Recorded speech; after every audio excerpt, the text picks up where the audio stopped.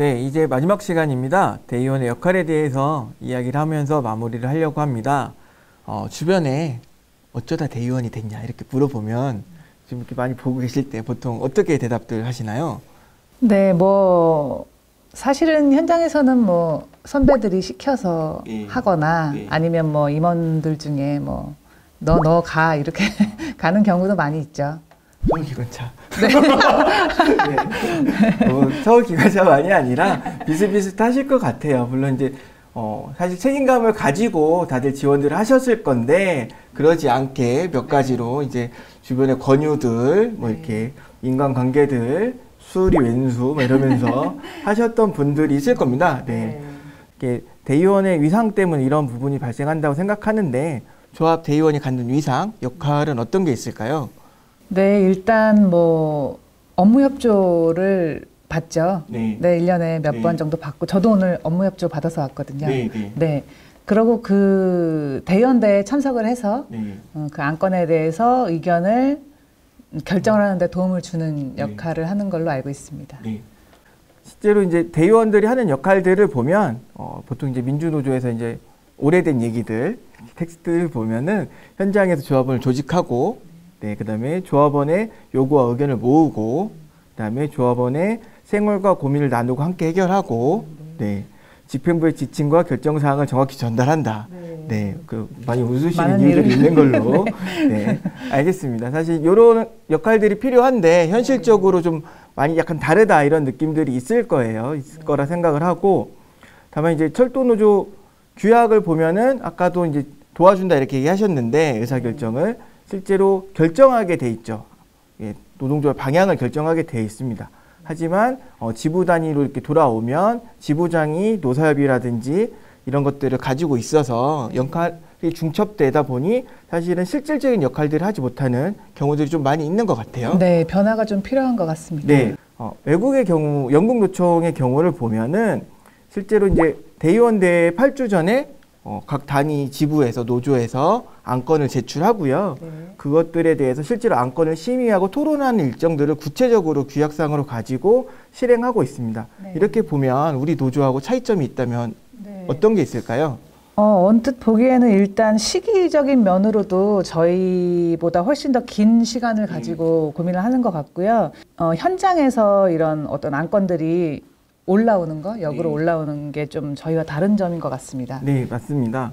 실제로 영국 노총 같은 경우는 안건을 이렇게 수직적으로 결정한다기보다는 현장 단위에서부터 이렇게 제안을 받아서 정책을 결정하는 좀 특징들을 가지고 있고요.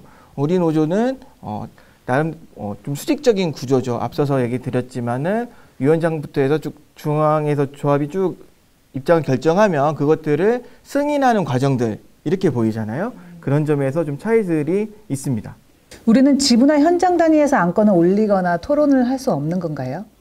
그렇지는 않습니다. 철도 노조가 이제 매시기 대의원대회 그런 것들이 사업이나 안건들에 대해서 현장과 소통하고 토론하기 위해서 간담회, 현장 순회 등을 많이 진행을 해왔고요. 그런 노력들을 하고 있습니다.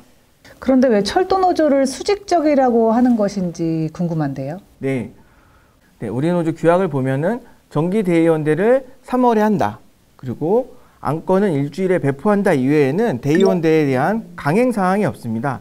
중앙위원회, 중앙집행위원회 등이 안건을 논의하고 승인하는 단계만 있습니다.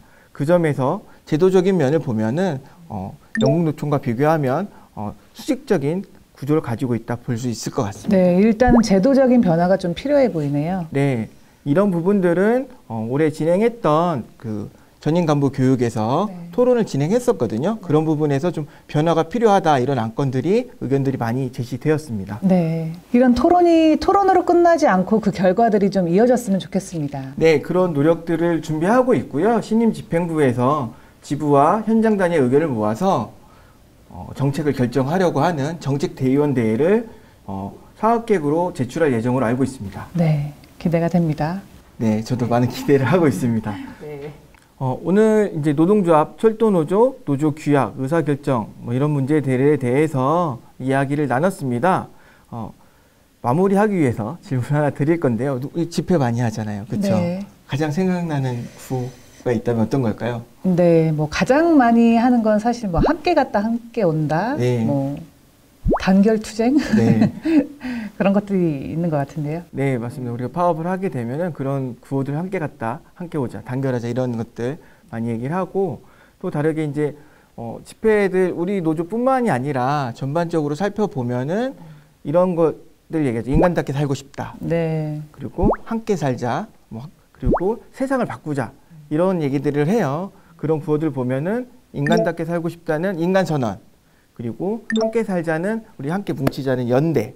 그리고 세상을 바꾸자는 어쨌든 지금의 잘못된 세상을 바꿔서 더 좋은 세상을 만들어 가자라는 제안들을 끊임없이 얘기하고 있고 이게 노동조합이 가지고 있는 목표라고 생각을 합니다. 네. 여기까지 이제 쭉 얘기를 드렸고 사실 대의원 대회를 준비하고 그다음에 대의원 대신 이제 신임 대의원 분들께 얘기 드리고 싶은 거는 사실은 대의원뿐만 아니라 노동조합의 간부들 이렇게 포함해서 노조 일을 하는 것들이 인간선언, 연대, 다른 세상을 만들자라는 그런 것들을 생각하시면서 우리가 노동조합을 왜 하는지 내가 왜 하게 됐는지에 대한 처음의 마음들, 초심들을 생각하시면서 새롭게 철도 노조를 만들어가면 좋겠습니다.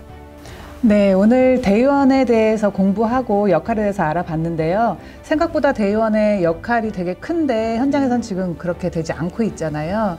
네, 현장에서부터 모든 의견들이 수렴되고 이제 우리도 그 외국의 사례처럼 저희 대의원들의 역할을 충분히 할 수 있는 그런 철도 노조가 되었으면 좋겠고 본조에서 또 이것을 위해서 얼마나 노력을 할지 또 기대해 보면 좋을 것 같습니다. 네, 맞습니다.